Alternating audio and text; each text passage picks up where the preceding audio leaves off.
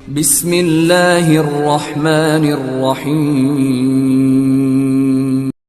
والذین یکنزون الذهب والفضة ولا ينفقونها في سبيل الله فبشرهم بعذاب علیم۔ ناظرین محترم، السلام علیکم ورحمۃ اللہ وبرکاتہ۔ زکوٰۃ کے مسائل آپ حضرات سنتے آ رہے ہیں۔ الحمدللہ بہت سارے مسائل آپ کے سامنے ذکر کیے گئے۔ زکوٰۃ میں جو زیورات سونا چاندی استعمال کے لیے ہو اس پر بھی زکوٰۃ ہے، یہ بات آپ کے سامنے گزری۔ اسی طرح جو کیش ہمارے پاس جمع ہے، چاہے وہ ہمارے کسی کام کے لیے رکھا گیا ہو، گھر بنانے کے لیے رکھا گیا ہو، اور بیٹی کی شادی وغیرہ کے لیے رکھا گیا ہو، یا کسی نیک کام کے لیے مسجد مدرسہ بنانے کے لیے رکھا گیا ہو، یہاں تک کہ آپ کو حج پر جانا فرض ہے اس کے لیے رکھا گیا ہو، تو اس پر بھی آپ کو جو ہے سال گزرنے پر زکوٰۃ ادا کرنا ہوگا، اس پر بھی زکوٰۃ فرض ہوگی۔ اور اسی طرح جو مال بھی آپ کی ملکیت میں ہے، وہ آپ کے انڈر میں ہے، آپ کے ماتحت ہے، تو اس مال کی زکوٰۃ آپ پر ضروری ہے۔ جیسا کہ میں نے بہت ساری مثالیں آپ کے سامنے ذکر کی۔ اسی طرح پروویڈنٹ فنڈ جو امپلائیز کو ملتا ہے، کام کرنے والوں کو، ملازم کو ملتا ہے حکومت کی جانب سے، اس میں دو طرح کی باتیں ہیں۔ ایک تو وہ پی ایف ہے جس کو خود امپلائی نے، خود ملازم نے رکھا ہو اپنے اختیار سے، اور ایک وہ پروویڈنٹ فنڈ پی ایف ہے جو حکومت نے لازم کیا ہو، ضروری کیا ہو، اور ان کی تنخواہ میں سے ہر ماہ جو ہے وہ اس کی رقم وضع ہوتی ہو، نکال لی جاتی ہو۔ تو یہ دو طرح کے پی ایف ہیں۔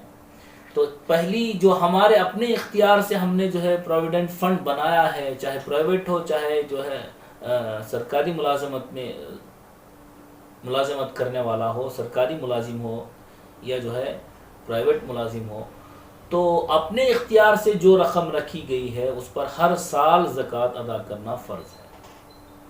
اور جو پی ایف سرکار کی طرف سے لازم کیا گیا ہے، ضروری کیا گیا ہے، اس میں جو ہے اگر ہمارا کوئی اختیار نہیں ہے بلکہ وہ حکومت کی طرف سے ضروری ہے، تو اس پر جو ہے تمام رقم کے وصول ہونے کے بعد اس پر زکوٰۃ فرض ہوگی۔ بعض علماء نے یہ کہا ہے کہ پچھلے سالوں کی زکوٰۃ اس پر فرض نہیں ہوگی، بلکہ جو رقم مل جائے اس پر اگر سال گزر جائے یا پہلے مال کے ساتھ وہ رقم بھی جمع ہو جائے تو پورے پر زکوٰۃ فرض ہوگی۔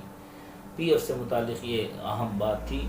اسی طرح انشورنس، بیمہ انشورنس، یہ اور بات ہے کہ یہ ناجائز ہے کوئی آدمی اپنے جان کا، اپنی زندگی کا، اپنے جسم کا بیمہ کرائے، لیکن اگر اس نے اپنے اختیار سے بیمہ پالیسی میں پیسے باندھے ہوں تو اس پر بھی وہ رقم جو ہوگی اپنے اختیار سے دی ہوئی رقم، جمع کی ہوئی رقم ہوگی، تو اس پر بھی زکوٰۃ فرض ہوگی۔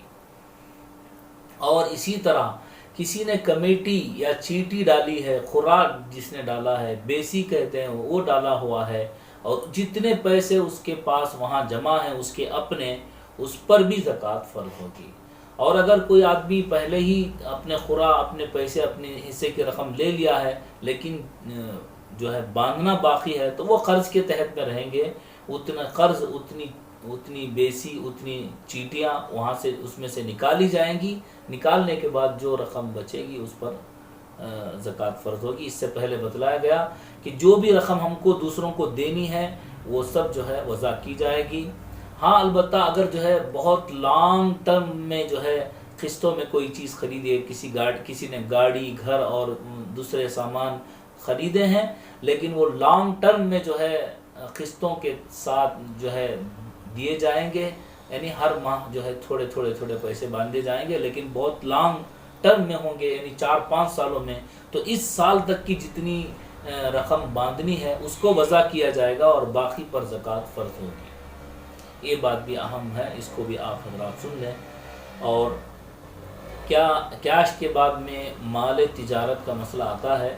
مال تجارت کے مسائل انشاءاللہ آپ کے سامنے تفصیل سے عرض کیے جائیں گے۔ امید ہے کہ آپ حضرات اس کو سن رہے ہوں گے آپ جو ہے اگر کوئی سوال کرنا چاہتے ہیں تو کمنٹ کریں، انشاءاللہ اس کا جواب آپ حضرات کو ضرور دیا جائے گا اگلی ویڈیو میں۔